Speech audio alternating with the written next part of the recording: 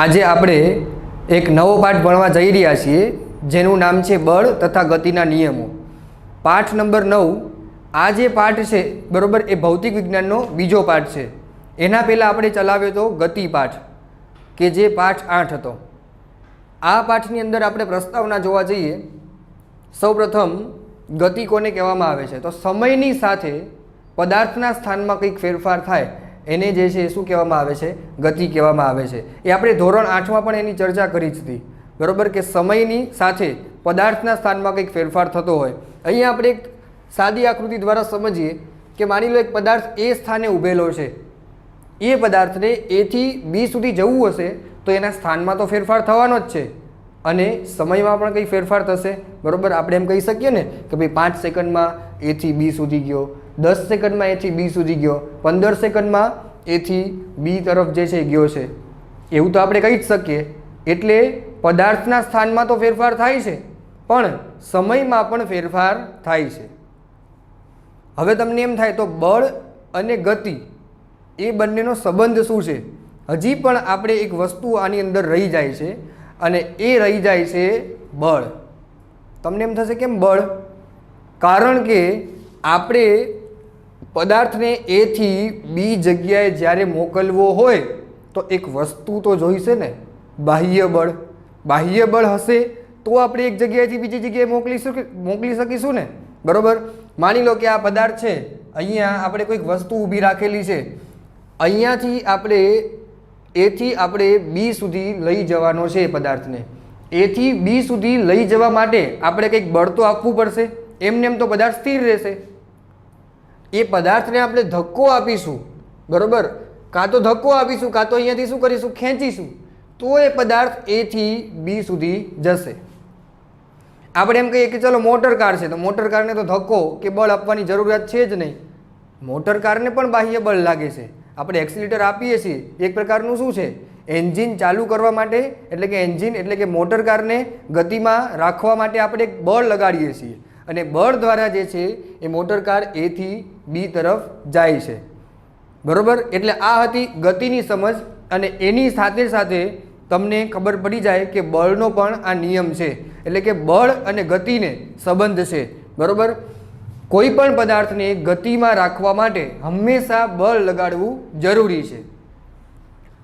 હવે જો બળ કેટલી તરફથી લાગે છે તો એક તો આપણે પદાર્થને ખેંચીએ ત્યારે બળ લાગે છે. બીજી રીતે તો કે આપણે પદાર્થને ધક્કો મારીએ તો પણ બળ લાગે છે બરાબર. હું કોઈ પદાર્થ છે એને ખેંચીશ તો બળ લાગશે અને હું જે દિશામાં ખેંચીશ એ જ દિશામાં આગળ આવશે, અથવા તો હું જે દિશામાં ધક્કો મારીશ એ જ દિશામાં જે છે પદાર્થ જશે.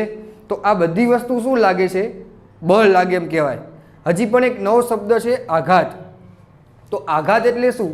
આઘાત એટલે ટૂંકા સમય માટે જે છે આપણે બાહ્ય બળ લગાડવું એને શું કહેવાય? આઘાત કહેવાય. આપણે અહીંયા લખી નાખીએ બરાબર કે ટૂંકા સમય માટે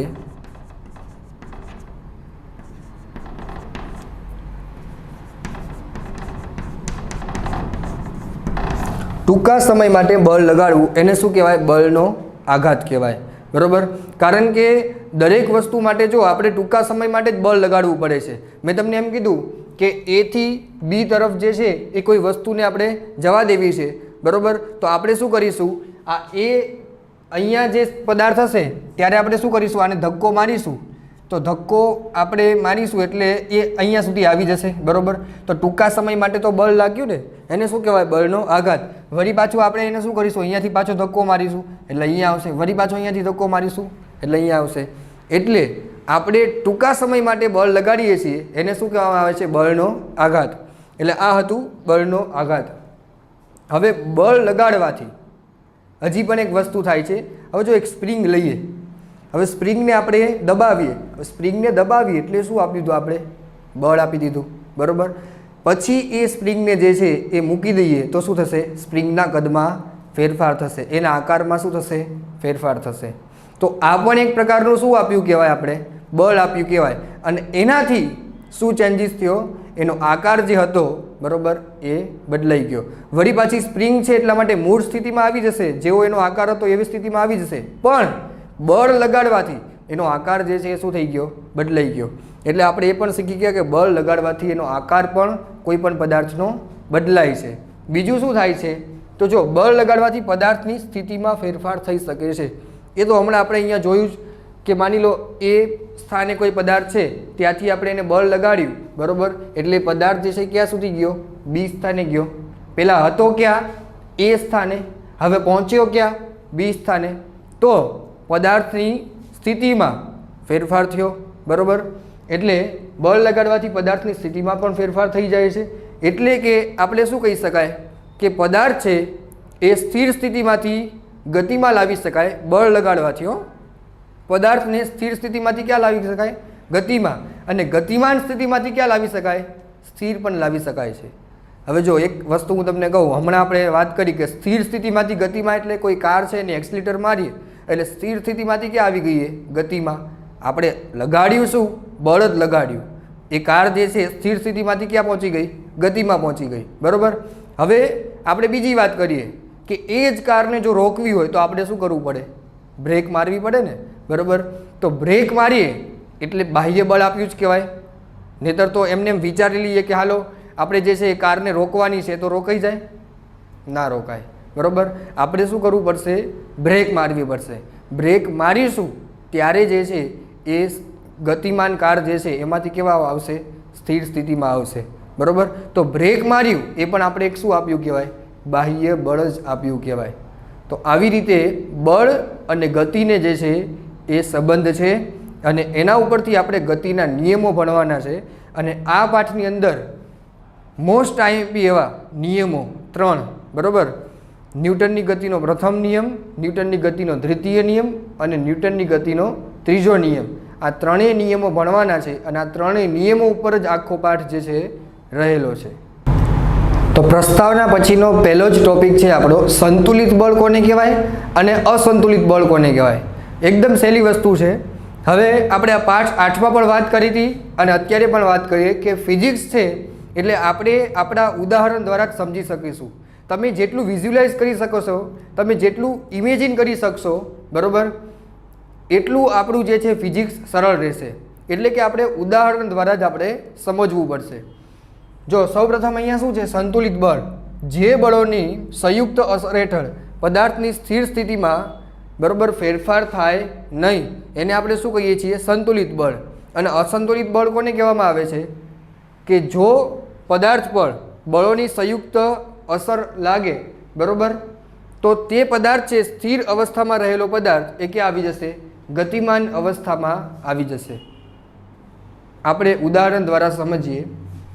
જો સૌપ્રથમ આપણે સંતુલિત બળ સમજીએ. ઉદાહરણ તરીકે અહીંયા એક પદાર્થ રહેલો છે.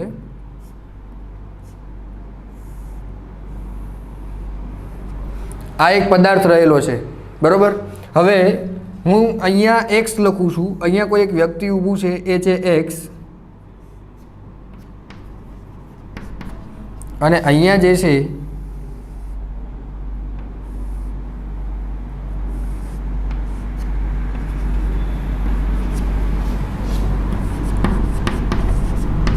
ખાસ ધ્યાન રાખજો, અહીંયા એક્સ અને અહીંયા વાય. આપણે અત્યારે સમજવાનું છે સંતુલિત બળ કોને કહેવામાં આવે છે. તો સંતુલિત બળ આપણે સમજીએ કે જો કોઈ વ્યક્તિ જે છે, અહીંયા પણ કોઈ એક સેમ વ્યક્તિ, માની લો કે અહીંયા એક વ્યક્તિનું વજન જે છે એ 70 કિલોગ્રામ હોય અને અહીંયા પણ જે વ્યક્તિ ઊભો છે એનું વજન પણ 70 કિલોગ્રામ જ હોય, બરાબર. બંને સમાન દળના વ્યક્તિ છે અને બંનેનું બળ પણ સમાન છે. બળ પણ કેવું છે? સમાન. આમ તો દળ અને બળ એ બંનેમાં ફરક છે, પણ આપણે સમાન દળના વ્યક્તિ લઈએ અને બંને બળ પણ સમાન છે. એટલે અહીંયાથી આ વ્યક્તિ આ પદાર્થને ખેંચે છે, ઓલી બાજુથી પણ એ વ્યક્તિ એ જ પદાર્થને ખેંચે છે. બંને બાજુથી એ પદાર્થને ખેંચશે એટલે પદાર્થ જે છે કઈ દિશામાં જશે? બંનેનું બળ સમાન છે. આ પણ વ્યક્તિ જે છે એ એટલા જ બળથી ખેંચે છે. એક્સ વ્યક્તિ જેટલા બળથી ખેંચે છે એટલા જ બળથી વાય વ્યક્તિ પણ ખેંચે છે. હવે બંને જ્યારે એક જ પદાર્થને ખેંચશે, આ જ પદાર્થને બંને જ્યારે ખેંચશે તો કોનું બળ જે છે સમાન હશે? બરાબર, બંનેનું બળ તો સમાન જ છે. તો પદાર્થ જે છે એ કઈ દિશામાં જશે? પદાર્થ જે છે એ શું પદાર્થ જે છે એ ડાબી દિશામાં જશે અથવા પદાર્થ જે છે જમણી દિશામાં જશે? એક પણ દિશામાં પદાર્થ જશે નહીં. પદાર્થ કેવો રહેશે? સ્થિર રહેશે. બરાબર. હવે જો આપણે સંતુલિત બળ સમજીએ, જો બળોની સંયુક્ત અસર હેઠળ પદાર્થની સ્થિર સ્થિતિમાં ફેરફાર થતો ન હોય, બરાબર, પદાર્થની સ્થિર સ્થિતિમાં અહીંયા ક્યાંય ફેરફાર થતો નથી, તો એવા બળને કેવું બળ કહેવામાં આવે છે? સંતુલિત બળ કહેવામાં આવે છે. આ સંતુલિત બળની વ્યાખ્યા થઈ ગઈ કે બળોની સંયુક્ત અસર હેઠળ આ પદાર્થ નથી જતો એક્સ દિશામાં કે નથી જતો વાયમાં, બરાબર. એ પદાર્થ ક્યારે છે? સ્થિર રહેશે. ક્યારે સ્થિર રહેશે? કે જ્યારે બંનેને સરખા બળથી ખેંચવામાં આવે છે ત્યારે એ પદાર્થ સ્થિર રહેશે. એટલે કે એ પદાર્થના સ્થિતિમાં કંઈ પણ ફેરફાર થતો નથી. એવા બળને આપણે શું કહીએ છીએ? સંતુલિત બળ કહીએ છીએ, બરાબર. હવે આપણે એક બીજી વસ્તુ લઈએ. હવે આપણે શીખીએ છીએ અસંતુલિત બળ કોને કહેવામાં આવે છે. તો અસંતુલિત બળની વ્યાખ્યા કઈ છે? જે બળોની સંયુક્ત અસર હેઠળ સ્થિર અવસ્થામાં રહેલો પદાર્થ એક ગતિમાન અવસ્થામાં આવે તો. હવે જો એ પણ આપણે થઈ શકે. માની લો કે અહીંયા જે છે 70 કિલોનો વ્યક્તિ છે. હવે એ જ વ્યક્તિ અહીંયા જે છે 90 કિલોનો આપણે લઈ લઈએ. હવે આપણે બળ જે છે એ સરખા નથી, બરાબર. તો બળ અહીંયા તો સમાન છે. અહીંયા આપણે બળ માની લો કે અહીંયા બળ જે છે એ કેવું છે? અસમાન. એટલે કે બળ બંનેના અલગ અલગ છે. એવી પોઝિશનમાં આપણે શું થઈ શકે? તો અહીંયાથી 70 કિલોનો વ્યક્તિ ખેંચે છે, અહીંયાથી 90 કિલોનો વ્યક્તિ એ જ પદાર્થ ખેંચે છે. 70 કિલોનો વ્યક્તિ જે છે એની બાજુ ખેંચશે, 90 કિલોનો વ્યક્તિ એની બાજુ ખેંચશે. બળ અલગ જ છે, બરાબર. આનું બળ વધારે છે, આનું બળ ઓછું છે. તો એ પદાર્થ છે એ કઈ દિશામાં જશે? એ પદાર્થ જશે જમણી દિશા તરફ. એ પદાર્થ જે છે એ જશે, બરાબર. ડાબી દિશા તરફ એ પદાર્થ જશે નહીં. તો જમણી દિશા તરફ કેમ ગયો? કારણ કે ત્યાં બળનું મૂલ્ય કેવું છે? વધારે છે, બરાબર. તો પદાર્થની સ્થિતિમાં શું થયો? ફેરફાર થયો. પહેલા પદાર્થ કેવો હતો? સ્થિર હતો. સ્થિરમાંથી હવે પદાર્થ જે છે કેવી દિશામાં ગયો? વાય દિશામાં. એટલે સ્થિરમાંથી એ પદાર્થ જે છે એ કેવો થયો? ગતિમાન થયો. તો એટલા માટે અસંતુલિત બળ એને કહેવામાં આવે છે જે બળોની સંયુક્ત અસર હેઠળ સ્થિર અવસ્થામાં રહેલો પદાર્થ. પહેલા પદાર્થ કેવો હતો? સ્થિર હતો, બરાબર. હવે સ્થિર અવસ્થામાંથી એ પદાર્થ જે છે એ ક્યાં જશે? ગતિમાન અવસ્થામાં જશે, બરાબર. તો એ ગતિમાન અવસ્થામાં આવે તો એને કેવું બળ કહેવામાં આવે છે? અસંતુલિત બળ કહેવામાં આવે છે. ટૂંકમાં તમારે સમજવું હોય સંતુલિત બળ. સંતુલિત એટલે કેવું? બેલેન્સ. સૌપ્રથમ આપણે એ જોવા જઈએ ને તો તમે જોજો ત્રાજવા હોય ને, ત્રાજવા એની અંદર જ્યારે આપણે કોઈ વસ્તુ જોખવી હોય ને તો બેલેન્સ કરવી પડે. એકદમ સરળમાં સરળ ઉદાહરણ, માની લો કે આપણે 1 કિલો બટેકા લેવા છે, બરાબર. તો એક બાજુ જે છે કિલો બટેકા અને એક બાજુ 1 કિલોનું જે વજનની હોય એ રાખવામાં આવે છે. બંને સરખા થાય ત્યારે જ એ કેવું થાય? બેલેન્સ થાય. એને કેવું કહેવાય? સંતુલિત કહેવાય. પણ માની લો કે એક બાજુ 1.5 કિલો બટેકા થઈ જાય અને જો 1 કિલોનું જ વજનની રાખીએ તો એક બાજુ નમી જાય ને, એને કેવું કહેવાય? અસંતુલિત, અનબેલેન્સ, બરાબર. એટલે એના ઉપરથી પણ આપણને ખબર પડી જશે અને વ્યાખ્યા ઉપરથી પણ ખબર પડી જશે. સંતુલિત એટલે કેવું? બંને બાજુથી સમાન બળથી કોઈ વસ્તુ ખેંચશે, બરાબર. તો એ પદાર્થ કેવો રહેવાનો? સ્થિર જ રહેવાનો છે. અને અસંતુલિત એટલે કેવું? એક બાજુથી જે છે એ વધારે બળ લાગશે અને એક બાજુથી કેવું બળ લાગશે? ઓછું બળ લાગશે. તો જે બાજુ વધારે બળ લાગશે એ બાજુ પદાર્થ જે છે ખેંચાશે. એને આપણે કેવું કહેવાશે? અસંતુલિત બળ જે છે કહેવામાં આવે છે. પણ વ્યાખ્યા અનુસાર આપણે જે રીતે લખ્યું છે એ રીતે જ લખવાનું છે. સમજવા માટે આપણે ગમે તે વસ્તુનો ઉપયોગ કરી શકીએ છીએ, પણ લખવાની અંદર એની જે ડેફિનેશન હોય, એના જે શબ્દો હોય એ પ્રમાણે જ લખવું પડશે. ઓકે, તો હવે આપણે સંતુલિત બળ અને અસંતુલિત બળના ટોપિક પછી હવે આપણે લઈશું ઘર્ષણ બળ. તો ઘર્ષણ બળ કોને કહેવામાં આવે છે? આપણે પ્રાથમિકમાં જ શીખી ગયા. ઘર્ષણ બળ જે છે, બરાબર, એ પદાર્થની ગતિને અવરોધતું બળ. એટલે કે એને કેવું બળ કહેવામાં આવે છે? ઘર્ષણ બળ. આપણે અહીંયા લખીએ પદાર્થની ગતિને અવરોધતું બળ, જેને કેવું બળ કહેવામાં આવે છે? ઘર્ષણ બળ. આપણે અહીંયા શીખીએ કે માની લો કે એક ખરબચડી સપાટી છે. ખાસ ધ્યાન રાખજો, કારણ કે આપણે સેજ ડીપમાં શીખવાનું છે. પ્રાથમિકમાં તો આપણે શીખી ગયા, પણ અત્યારે સેજ આપણે આગળ શીખવાનું છે.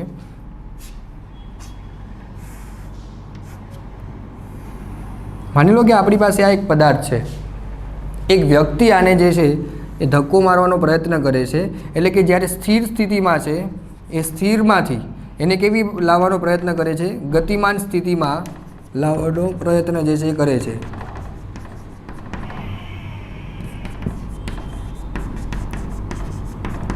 હવે આ વ્યક્તિ જોરથી ધક્કો મારે છે છતાં પણ આ પદાર્થ છે એ આગળ જતો નથી. જોરથી ધક્કો મારવા છતાં પણ, એટલે કે બળ લગાડવા છતાં પણ આ પદાર્થ આગળ જતો નથી.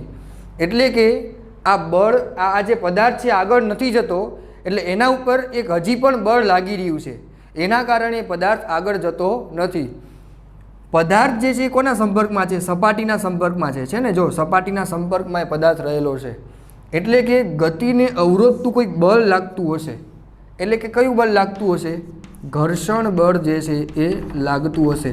કે શું કરે છે? સંતુલિત કરી દે છે. હમણાં જ આપણે સંતુલિતની વ્યાખ્યા જોઈ કે બંને બાજુથી જ્યારે બળ લાગતું હોય ત્યારે એ પદાર્થ કેવો રહે? સ્થિર જ રહે. એટલે આ પદાર્થને અહીંયાથી તો બળ લાગે છે, પણ હજી પણ એક બળ લાગે છે, એ છે ઘર્ષણ બળ. એના કારણે એ પદાર્થ કેવો રહે છે? એકદમ સ્થિર સ્થિતિમાં જ રહે છે. બરાબર. હવે માની લો કે એ પદાર્થ છે એને કોઈ બે વ્યક્તિ ખસેડે છે. બે વ્યક્તિ ધક્કો મારવાનો પ્રયત્ન કરે છે, હજી પણ ખસતું નથી. બરાબર. કેમ? કારણ કે હજી પણ એને ઘર્ષણ બળ વધારે મજબૂત લાગે છે. બરાબર. એના કારણે ઘર્ષણ બળના કારણે એ પોતે કેવું રહે છે? એકદમ સ્થિર જ રહે છે. એટલે કે સંતુલિત બળ જ કહેવાય, કારણ કે પદાર્થ જે છે હજી પણ કેવો છે? સ્થિર છે. હવે હજી પણ કોઈ ત્રીજી વ્યક્તિ જ્યારે ધક્કો મારવાનો પ્રયત્ન કરે છે ત્યારે એ જે વસ્તુ છે એ સ્થિર સ્થિતિમાંથી, એટલે કે ઘર્ષણ બળને મુક્ત થઈને પછી એ ક્યાં જશે? આગળ જશે. આગળ તો જાય છે, પણ અમુક સમય પછી એ પાછું કેવું થઈ જાય છે? સ્થિર થઈ જાય છે. તો અમુક સમય પછી પાછું સ્થિર થઈ જાય છે, એટલે કે ગતિને પાછું શું થઈ ગયું? અવરોધી. બરાબર. ગતિને અવરોધતું પાછું બળ લાગ્યું, એટલે એને જે છે કેવું બળ કહેવામાં આવે છે? ઘર્ષણ બળ કહેવામાં આવે છે. હું તમને એક બીજું ઉદાહરણ આપું કે આપણે મોલ હોય એની અંદર ટ્રોલી લઈને જઈએ છીએ. બરાબર. એ જ ટ્રોલી છે એને આપણે ધક્કો મારીએ તો અમુક જગ્યાએ જઈને પછી પાછી જે છે કેવી થઈ જશે? સ્થિર થઈ જશે. કંઈ આમ જયા જ કરે છે આમ આગળ? એવું નથી થતું. બરાબર. અમુક જગ્યાએ જાય છે પછી કેવી થઈ જાય છે? સ્થિર થઈ જાય છે. આની પાછળ કઈ વસ્તુ જવાબદાર છે? ઘર્ષણ બળ. કારણ કે ગતિને અવરોધતું કંઈક શું લાગતું હશે? બળ લાગતું હશે. અને એ બળ એને શું કહેવામાં આવે છે? ઘર્ષણ બળ કહેવામાં આવે છે. એક બીજું ઉદાહરણ લઈએ કે ક્રિકેટમાં રમવાનો જે દડો હોય છે એને આપણે દૂર સુધી ફેંકવાનો પ્રયત્ન કરીએ છીએ, તો શું પછી આગળ જતો જ જાય છે? નથી જતો. બરાબર. અમુક સમય પછી જે છે એ સ્થિર થઈ જાય છે. તો એ સ્થિર થઈ જાય છે એની પાછળનું કારણ શું છે? ગતિને અવરોધતું કંઈક બળ લાગતું હશે. બરાબર. એના કારણે એ કયું બળ લાગતું હશે? ઘર્ષણ બળ લાગતું હશે, જેના કારણે એની ગતિ જે છે કેવી થઈ જાય છે? અવરોધાય છે, એટલે કે રોકાઈ જાય છે. બરાબર. તો એ જે છે એને કેવું બળ કહેવામાં આવે છે? ઘર્ષણ બળ કહેવામાં આવે છે.